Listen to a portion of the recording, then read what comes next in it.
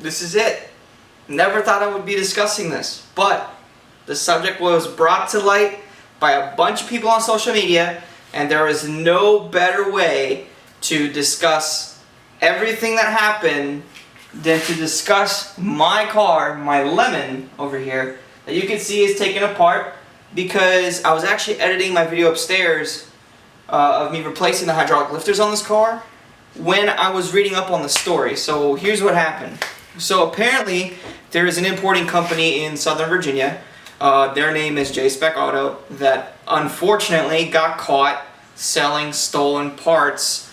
So if you guys don't know the situation, and I'm going to recap it really quickly, there is a Japanese owner from overseas who saw the front clip of his white EK9 Type R Civic for sale on the website, and we can confirm this because all the parts lined up 100%. There is no way that this is a mistake by the supplier, and I'm going to get into that in a minute. So there's a whole, and I feel like I'm kind of repeating myself here because there are other YouTubers who have covered this, and I'm going to give credits to those respective YouTubers in the description below. Samit being one of them, and also Your Car Bro did a very good job of really digging into this. But there is a Facebook group, there is a website that lists stolen Japanese cars online. Thank God this car isn't stolen, but we'll get to that in a minute. And other things. So there's a few questions that kind of arose in my head because I'm going to get into that right now. Alright, so hopefully you guys can hear me because homeboy over here decided to mow his lawn. Anyway, so this is a legit Japanese license plate. This is, I believe, from Fukushima, and this is one of the areas that was affected by the earthquake and things of that nature. So there is a story online saying that the cars that were affected in Fukushima, their license plates were automatically deregistered. So these plates were floating around, and in 2016, when I was at East Coast Honda Meet, I picked this up from J-Spec Auto. And now, with the information coming to light, I feel really bad. The only reason why I bought this is because I had the numbers 5, 2, and 1, and those numbers are my lucky numbers. I'm just letting you guys know right now, and I'm going to reach out to the Facebook page as well. If the Japanese federal authorities want me to surrender this plate, I am more than happy to do so. If this plate specifically is linked to a stolen car, please let me know, because I am willing to surrender this plate 110% if that is the case. Here is the numbers and the information on the plate. So I bought this from them. It's kind of sad that there is a possibility I have to give it up, mainly because of my lucky numbers, and it is a legit plate, but it is what it is. So that's my only experience with J-Spec Auto. I knew, my buddy Justin told me, do not buy a car from them because they tend to lie on their advertisements more than the company I bought my Skyline from. And I did confirm that because a lot of their ad listings seemed a little shady, and it turned out to be that they were. So we're going to dig in a little further into my opinions on what the hell is going on and what I think that we should do, what I think that what the Fed should do, just in general my opinions and what needs to be done moving forward in this whole debacle with us wanting our forbidden fruits and some other parts. So let's dive into it really quick. For those of you guys that don't know the history behind this particular car, I'm going to link my video in the top right hand corner of the screen. No importer here is safe from what I'm about to tell you. All these importers, especially J-Spec Auto and this other company that I'm clearly talking about, I'm not going to mention them by name because most of you know who it is, they're selling lemons to people. So basically what they're doing is they're putting lipstick on a pig and selling it to the masses. What happened to me was I got an R-grade R32 Skyline that was damaged in the right driver's side quarter, and I don't know if the mileage is verified or not, because according to the Japanese registration history, this car's mileage was never registered since 1992. What is it that I think of this whole situation? I think that every single importer that is doing this especially stealing cars or stealing cars in Japan, cutting them up and selling them overseas, or selling their parts overseas. I think that they should all be held criminally responsible for their actions. I don't think that it's right and now J-Spec Auto is basically backtracking on themselves. They deleted posts and they've put out multiple statements and things like that. That's shady.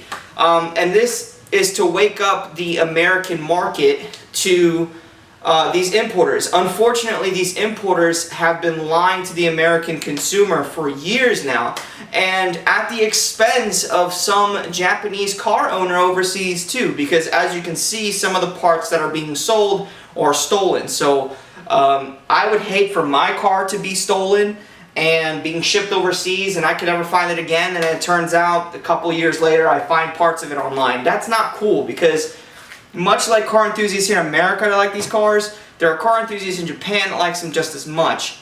For me, it confirms, because there's no supplier. All the companies that are involved with this whole dealing with J-Spec Auto, they're all related to each other, even by name. And like I said, all this information is in the description below, and this is what I'm kind of spitting out verbatim. So, to me, in my personal opinion, I think that J-Spec Auto is 100% in on this deal. I think that they're stealing cars. I think that they're chopping them up. I think that they're sending them overseas and selling it to the American masses. That's not right. There should be some stricter regulation, either from the Japanese side or from the American side, to really look at these importers. And the only reason why I say that is because I got sold a lemon. There's people who bought stolen parts, and obviously if it comes down to it, those people may need to surrender to stolen parts. You never know. And it's upsetting because for us, you know, the consumer that wanted these cars and wanted some rare parts, it kind of sucks because it leaves a sour taste in our mouths because we can't trust anybody, and rightfully so. I can't trust the importer that I bought my car from at all, and I don't want anybody to trust them. Much like we can't trust J-Spec Auto at all now. Their business is going to absolutely be destroyed. Good, because importing companies such as the one I bought my car from and J-Spec Auto, they need to be buried to the ground. I'm sorry, they need to be buried to the ground, because it takes away from not only us, but it takes away from the people overseas. And on top of these regulations that I think should be put into place, I think that if there's an importer selling cars specifically, because there's plenty of stories about cars that are being bought from J-Spec Auto that are in the same situation as me, being sold and advertised as super clean, low mileage cars, and then it turns out you run the Car VX report and it's something completely different. I think it should be a law that anybody buying an imported vehicle such as these, they are required to show paperwork.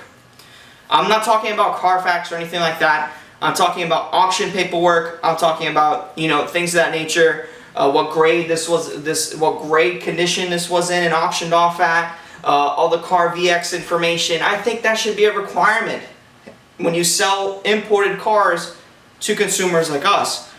In terms of these front clips, parts, and things like that, it's a very gray area. I think that we will never be able to regulate something like that. It is rather unfortunate that we have Japanese car owners having their cars stolen, and I am not supporting that whatsoever, but it's inevitable. With the kind of market that's here in the United States, it's bound to happen. Is it wrong? Absolutely. I don't condone it whatsoever, but what we can do as a community is exactly what's on that social media group page. I'm going to leave that in the link in the description as well. If you guys want to join in, add some data, do some researching, because the internet is our best investigation friend when it comes to nailing down companies like this. I'm pretty sure that J-Spec Auto isn't the only company doing this, because on this page itself, it's exposing other importers as well, such as JDM Engine Depot possibly stealing a front clip from an Autech 4-door R33 GTR. Again, this is a possibility, this is not confirmed. And it could have come at a greater time too, because it really just makes people open up their minds a little bit. And I cannot reinforce this enough. When you're buying an imported car, make sure you have the paperwork. If the company refuses to give you the paperwork, which was my case, stay as far away from them as possible. Because, God forbid, you might buy a stolen car. Thank God that this is confirmed not stolen, thank goodness.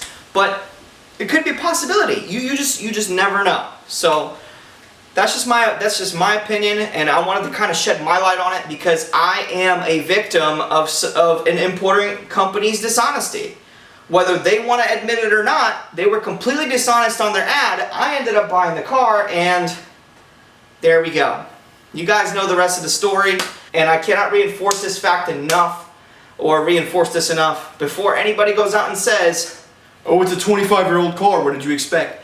That is the most ignorant response I ever heard in my life. Because if somebody advertises anything, regardless of how old it is, as clean and blah blah blah, you know, you should be getting that product, okay? This car was advertised as original paint, pristine condition, R32. Guess what? It wasn't. It was repainted, it was repaired, and I don't know if the mileage is right. There's no way, they listed it as verified mileage. There is no way you can verify mileage on a car that last mileage was registered in 1992. Just my opinion. Anyways, guys, leave your thoughts down below. This is kind of a shocking turn of events for us JDM lovers here in America, and I know that it's helping bring to light all these dishonest importers. Thank goodness, it's finally coming to light. But this has been your boy Gunner Maliga. I would love to discuss with you guys in the comments what you think, and I'm out. Peace.